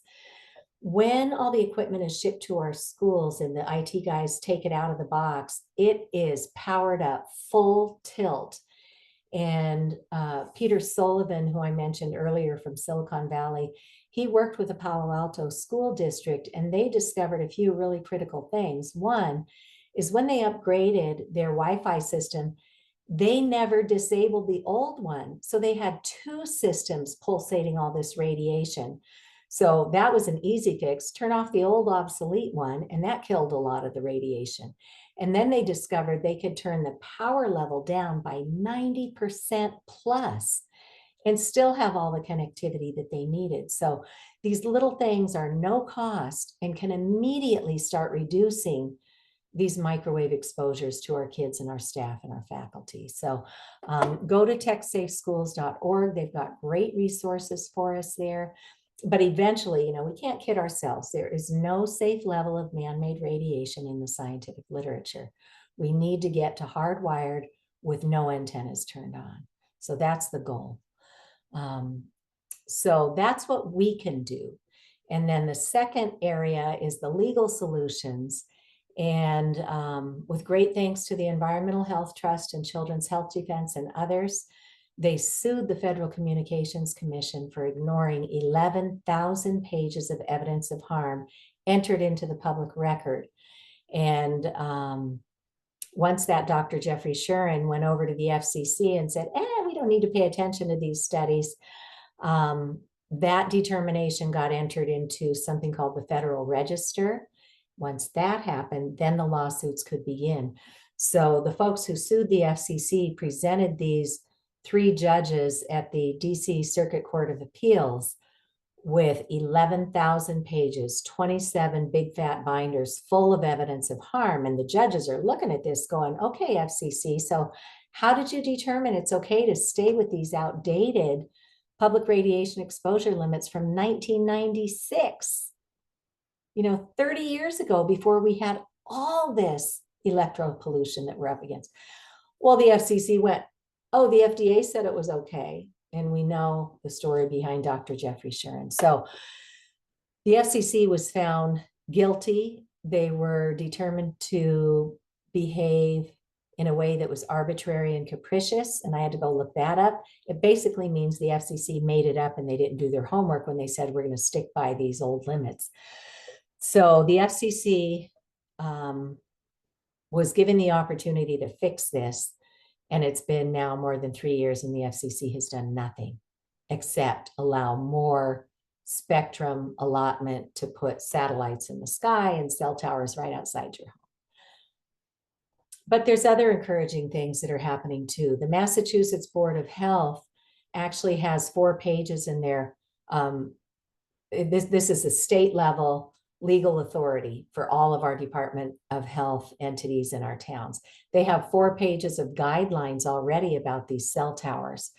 And here in Massachusetts, we had a groundbreaking lawsuit here that is still in play with the Board of Health for the first time in the country, investigated this issue, saw the science, spoke to industry, saw that the guy they use, this Dr. Swanson, is a physicist who's never published one paper on the biological effects of radio frequency radiation. He specializes in other physics things like quarks, but the industry parades him around like this PhD big expert, and he has no expertise.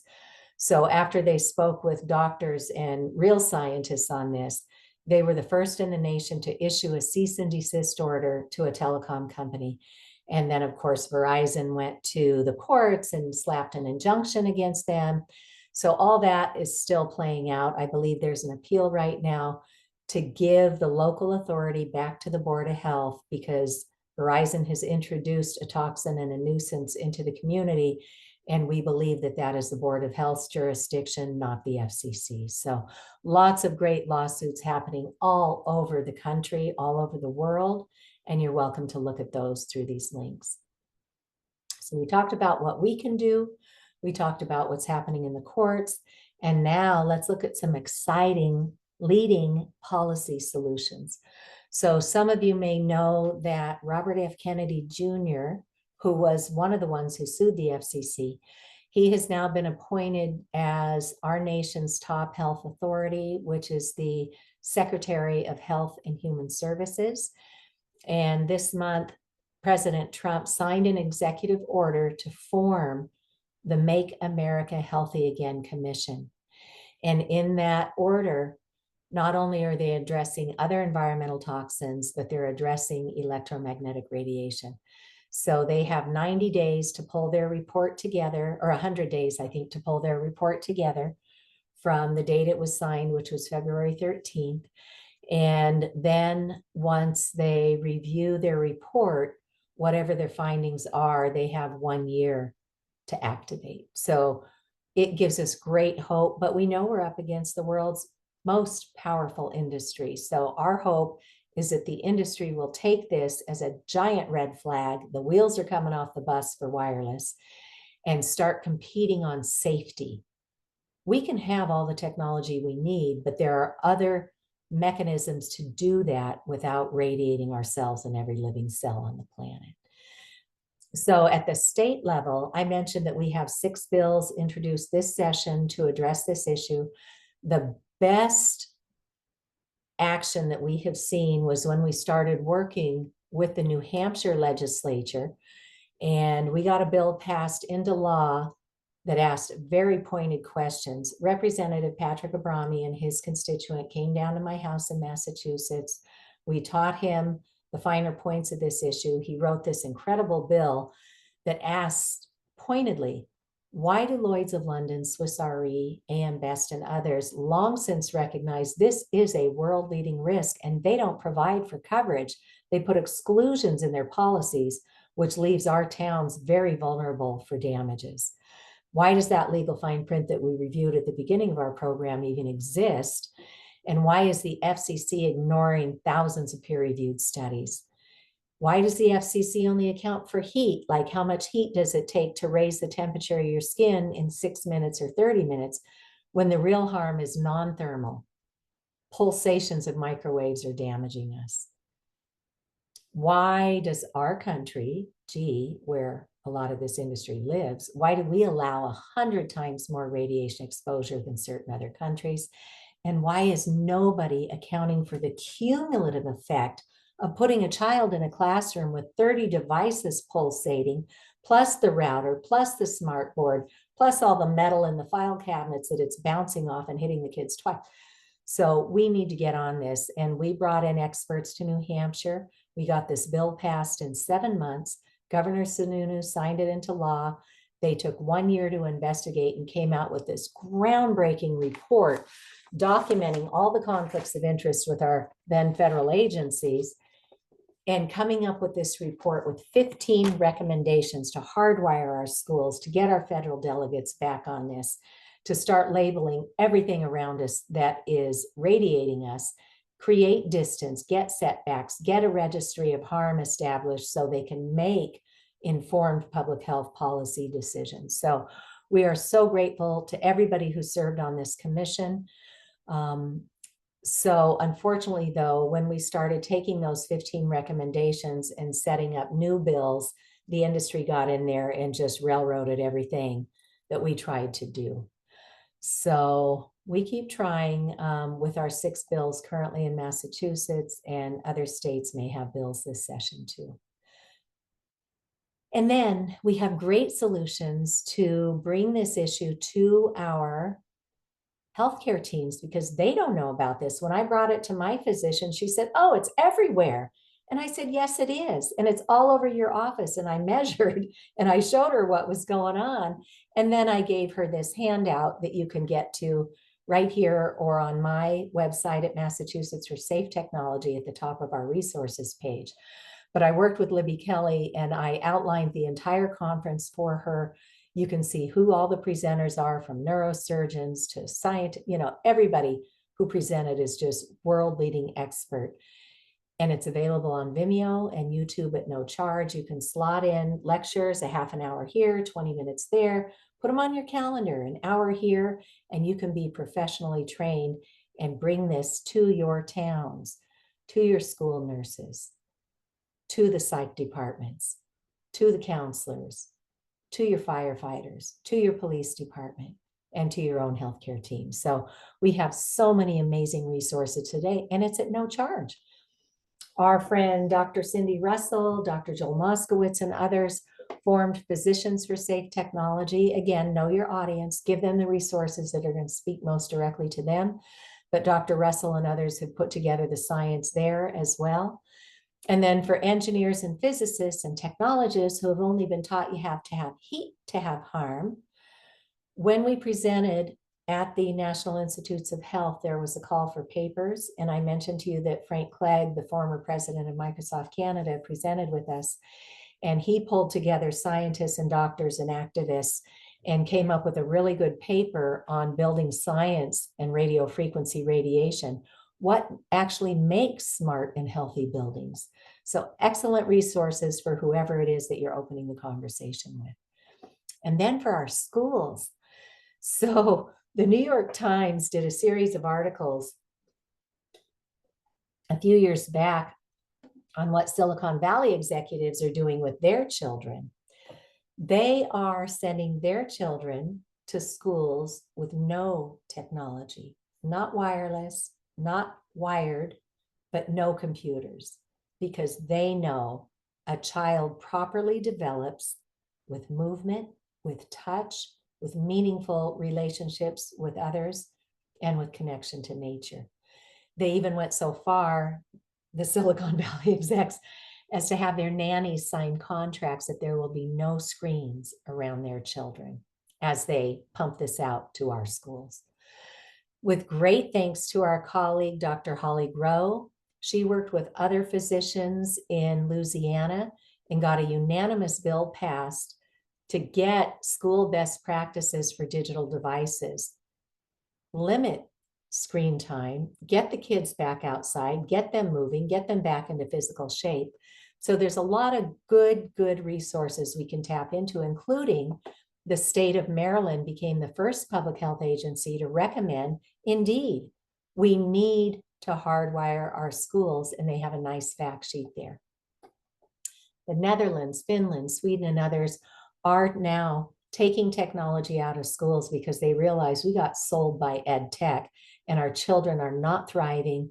It's a huge distraction, and we need to get back to real tried and true practices that truly develop our children's learning abilities. And as I mentioned earlier with that Jonathan Haidt book, The Anxious Generation, many schools are now finding the courage to put in bell-to-bell cell phone policies around the world. And we worked with Brenda Martinez at Fiber First Los Angeles. We collaborated with Sydney Cox from the EMR network out in California, with Brenda and her group there, and then Patty and Doug Wood from Grassroots Environmental Education, who have the Tech Safe Schools program. We all got together and helped Brenda craft a letter to her schools with some good resources that allow them to understand when you do a bell-to-bell policy, you need to make sure those cell phones are off, that the wearables are off. Because if you just have a shoe rack hanging in the back of the classroom with 30 cell phones sitting there radiating the heck out of the kids, you haven't eliminated all the risk in the classroom. So it's just a short 2-page letter. You are welcome to take that, and we can modify that for you if you want to start speaking to your schools.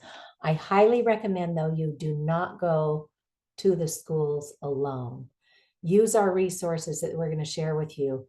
Build out a group of parents, of educators, of grandparents, guardians, before you go to your school administrators, because that was my hard lesson learned. Yeah, we have this incredible sign that's meant to be hanging in all of our classrooms, but it's just a sign. They're not doing anything. They're waiting for higher authorities, and we can't wait to protect our kids. We need to build this grassroots thing, and we've got lots of good resources for that too.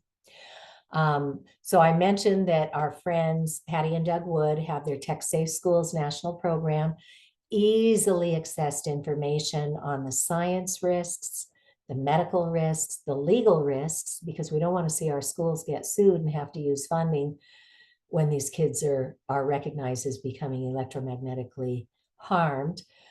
So great resources, and most importantly, how do we mitigate? Let's walk hand in hand with our schools and teach them what they need to do.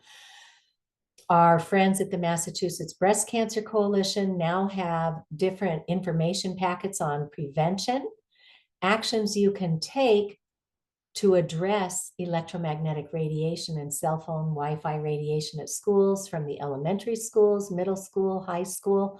It already exists, you guys. So we just need to pluck up the courage to start talking to others around us. And then when we've got a good core group that's not going to back down, go start talking to our schools. Dr. Alexia McKnight is a veterinarian radiologist, and she's in Pennsylvania. her children's schools invited her in to do a professional development day when they were focusing on health and wellness. And Dr. McKnight invited me in, and we together gave 4 presentations that day. So we've got a really nice, I think it's a 46-minute video here for you, and we've already got our slides built out. So we are at the ready to come and help train your schools when we get to that point.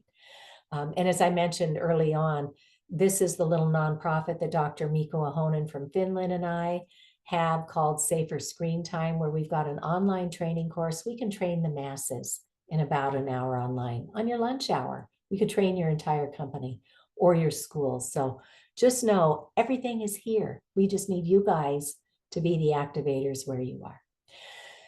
So I know it's like drinking water out of a fire hose when we first start figuring all this out, and it is overwhelming. And when my kids used to get overwhelmed, I would say, go in the living room, lie down on the couch and scream into a pillow, get it out of your body. Like, you know, if you watch a dog or a bird that's been through something stressful, they'll just literally shake it off to get that stress out of the body. So go scream into a pillow, allow yourself that, and let's come back and say, okay, deep breath. What can I do? Start with baby steps. Keep learning. I'm going to be doing these upcoming webinars every month. So we always have a credible place to come for current information at whatever point you invite people into the conversation. There's an amazing documentary, I think it's out on Netflix still, called The Social Dilemma. These are the guys out in Silicon Valley who developed social media to do really great things, and then it got hijacked. So they did this Social Dilemma documentary, and I watched that with my daughter when she was in her early 20s, and she was like, wow, Mom, these are the guys who invented social media, Facebook, Snapchat, Instagram, all this stuff, and they're telling us to put it down and walk away because we're being manipulated. And all your data is being harvested for reasons you don't want to have. So that's a good one to watch. And it partners really nicely with this award-winning film called Generation Zapped that came out in 2018. And a little bit of my work with, you know, what we did with the schools and our best practices for mobile devices is featured a little bit in there. But more importantly, the scientists and the doctors and the advocates who are teaching us in 74 minutes. It's a great film to start the conversation. And Doe is my wizard behind the curtain here tonight. Doe Kelly from Longmont, Colorado. She is working with her library right now to screen this film at their library. We have screened it all over Massachusetts in libraries over the years. We screened it at our state house. We screened it down at the National Institutes of Health when we were down there for our program.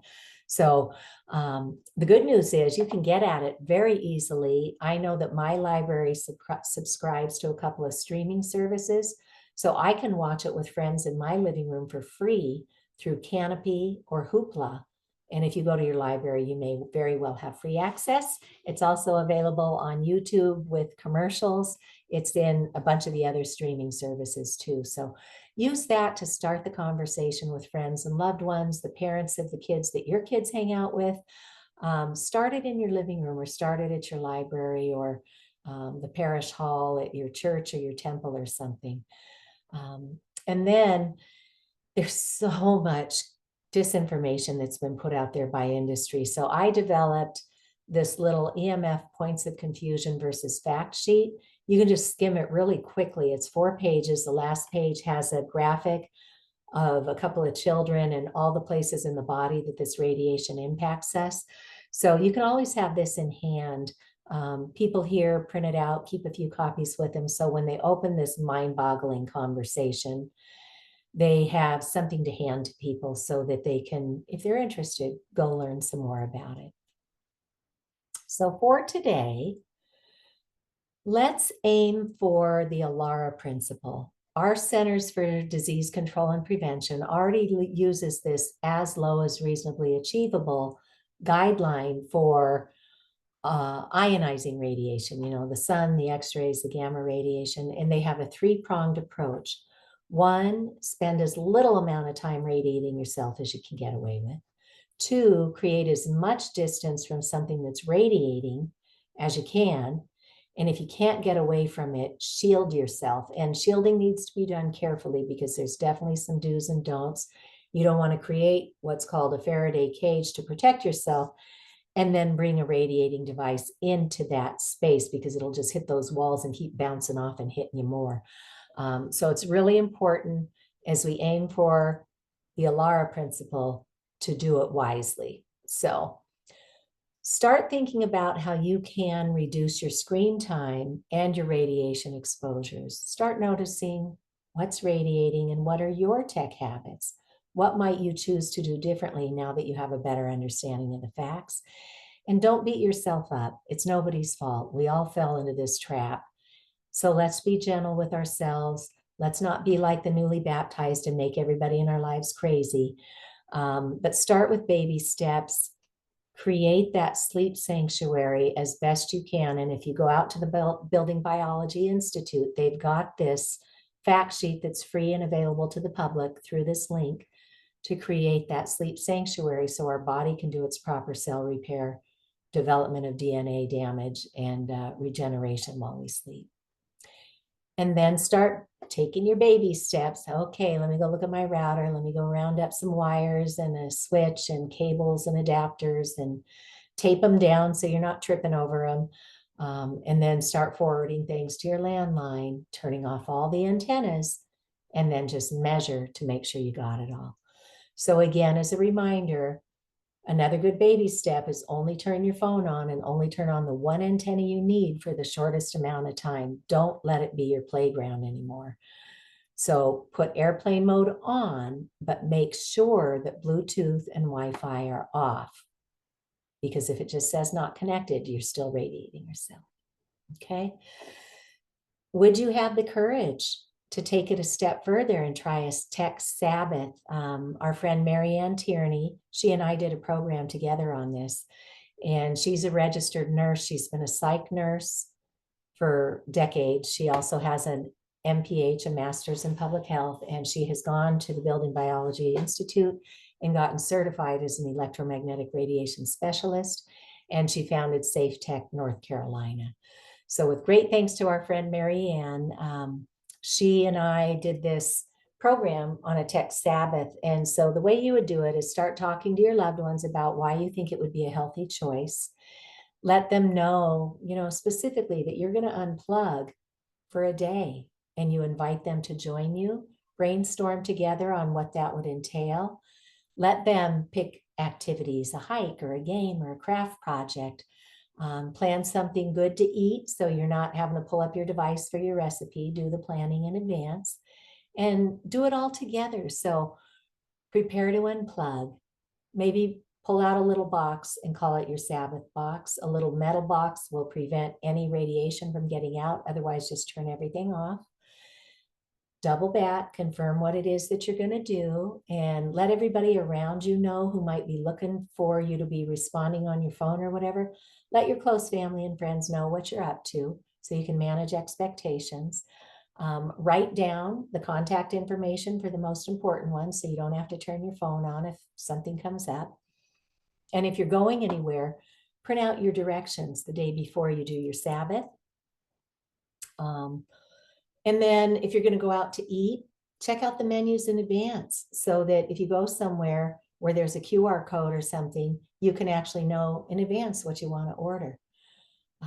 And then get everything together. If you're going to do arts and crafts, journaling, going out for a hike, get all your stuff together. And you might want to take a run to the library, take out some good books or some music or, whatever it is that you want to do for entertainment, DVDs. Do your planning, get prepared, and then just have a wonderful day without all this bombardment of all this information you don't even really want coming through all of your devices. Maybe even make your meals in advance so you can just really enjoy the time together, go out on a picnic or something. Okay. This is a CEO of iBuyDirect.com. He wrote, you need to approach this as a blackout period with unwavering belief in its benefit and a commitment to see this Sabbath through.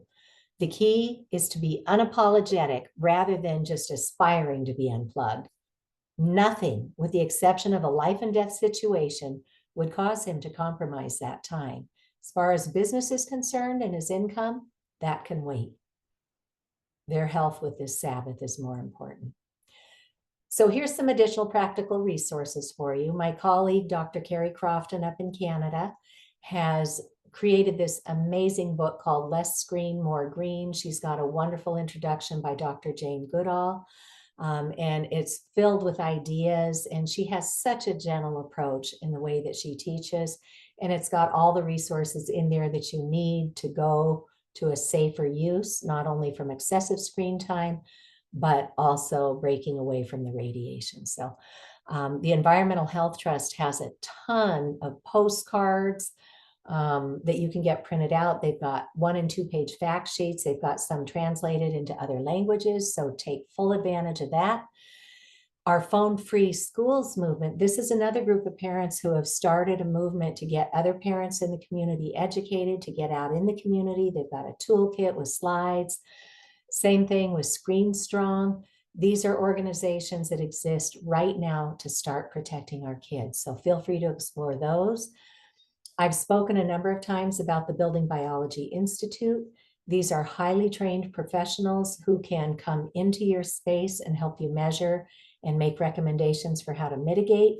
If there are not experts in your area, there are a number of them who will do teleconferencing with you and make sure you get the right equipment in your hands to be able to do the work yourself, and they'll coach you through it.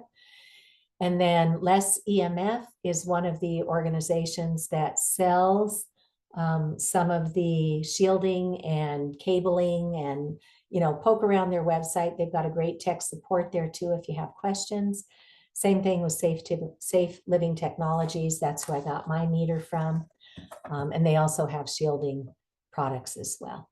So thank you, everybody. We know, again, this is like drinking water out of a fire hose, but we're so grateful that you joined us. Feel free to explore the resources at my website, Massachusetts for Safe Technology. You can always sign up and refer other people to our free monthly webinars. As I mentioned earlier, this is being recorded. We will send you the recording and slides for you to share with anybody you want, or to go back through and just start diving in and researching for yourself what most interests you. You can reach out to me directly at ma4safetech@gmail.com.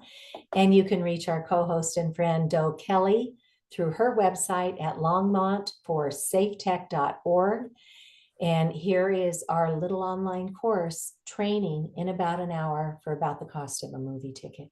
We will also offer discounts for schools that need a little help. We'll do sliding scale. We just want this information in hands of decision makers. So please let us know if you want to pilot that. And with that, I will be quiet and ask Doe if there has been anything in the chat that we would like to start addressing right now. Well, the only thing that came in was a question. This presentation will be emailed to us. Will we be able to link directly to these many useful sites? Yes. Everything in my slides, which I'll give you along with the video, you will be able to open up and get right to. So thank you. Okay. That was it. Okay, any other questions? I'm going to go ahead and go into my gallery view so I can see. If anybody would like to raise their hand at this time, you are more than welcome to. I want to give a shout out to some of our other friends who are here with us today. Shelley Wright is with Canadians for Safe Technology. She is also a co-founder of Canadian Educators for Safe Technology, and she is just so incredible. She's a retired school teacher who hated leaving her profession, but she was injured by the radiation at school. She and I have done a couple of episodes on a cable program that I have called Tech Safe out of the Worcester cable station. And those videos are also available through my website on our news page. Doe Kelly has also done a segment with me. Representative Tom Plosage from New Hampshire has served on the committee that was looking at this issue. I know Tom cares greatly about this. When I first went up to New Hampshire, he met me in the hallway and thanked me for my work because some of his constituents had already met with him about this issue. So it was nice having a friend there already. Something that saddened me when I talked to Tom is he said that in the district, the New Hampshire legislators are pretty free to do what their constituents are asking them to do. But when they get up to the state level, they are heavily encouraged to take the party line and do what the committee chairs do. And it's breaking my heart because they let industry run roughshod on them on the last bills that we had that would have put a safer distance from cell towers. So you can't put them in neighborhoods or schools, and industries rolling out all of their equipment right on top of our children. So Tom, I implore you to take this to your committee and really let's see something meaningful done this session, because we can't keep on like this. Shelley, go ahead and unmute. Yes, thank you so much, Cece, for all that you've done and these amazing presentations. I just want to say, as the Director of Canadian Educators for Safe Technology, I'm truly concerned about the cell tower setbacks that aren't protective enough for these children. And I actually worked out in the field and took measurements of a number of schools. And we do need these schools to have precautionary measures of 1,000 microwatts per meter squared, because children are more vulnerable, and there's a lot of data coming through these high power density signals. So these children are more vulnerable, and we need to consider that. And the FCC and Health Canada's Safety Code 6 aren't considering these vulnerabilities or the biological effects that Dr. Paul Haru and others, a number of people that you mentioned, the EMF experts who are actually in the field for 20 or 30 years, understand what the biological effects really are and how they are linked to chronic illnesses that we are seeing today. They can be a cofactor of these things. So thank you. And I'm hoping to push for cell tower setbacks that are a little more protective. And I do recommend at least 1 kilometer, if not more, but measurement is so important. Yeah, thank you, Shelley. In the science, they say we should not have cell towers within a quarter mile of where we are. And for vulnerable populations such as children, it should be at least a half a mile. So I also want to say hello to our friend Virginia Farber, who is with us as well.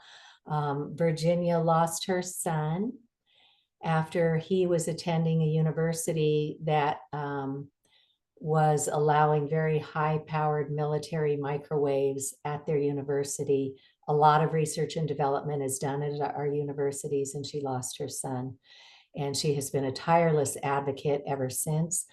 There were many students who died at that university. There were school employees who developed all sorts of cancers. So it just, it warms my heart, Virginia, that you continue to support others. I know you were standing right beside our friends out in Pittsfield, Massachusetts, when they were trying to protect their community as well. So Virginia, we love you and we thank you for staying with us and doing everything that you can. I would add that Virginia was a co-plaintiff in the lawsuit, the FCC, the EHTC, CDC versus the FCC lawsuit. Yes. And I have another question here, Cece, which is from Liberty Goodwin. I want to turn off excess antennas on about 150 Dell laptops. Any recommended sites?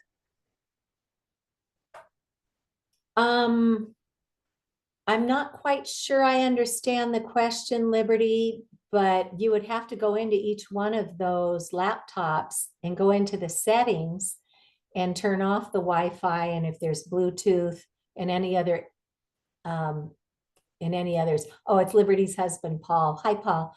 But you should definitely have an RF meter in hand to make sure that you got them all turned off. But I don't know of a way to turn them all off at once, unless it's with a school that might have something in their network that allows them to do that. So Shelley, is your hand still raised? So sorry about that. I didn't have my microphone on. Cece, I'm finding that some of these stories of injured children make a huge difference, which is so unfortunate. And my heart goes out to Virginia. I really do want to connect with her and share her story because we have had cell towers moved here because of the Farilis Monica's story. And these kinds of stories can make a huge difference here. And I'm really sad that she's had to go through all of this.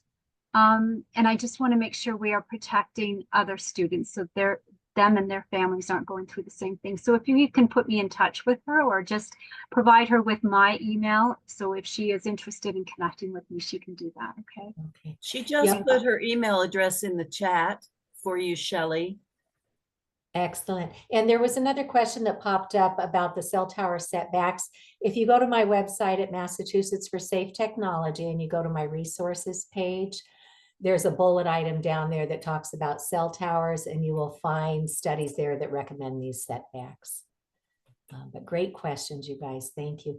And I also want to send out some heartfelt healing energy to another person who's with us. I will let them remain anonymous, but has been battling a glioblastoma brain cancer for quite some time, and learned about the shielding canopies that Safe Living Technologies recommended and purchased one. And I understand was doing better than their neuro-oncologist and team were actually expecting, since that person could have protection during the sleeping hours. So our hearts go out to you and everything that you've been through. And we hope that some of this information will be helpful to you and the teams that are supporting you.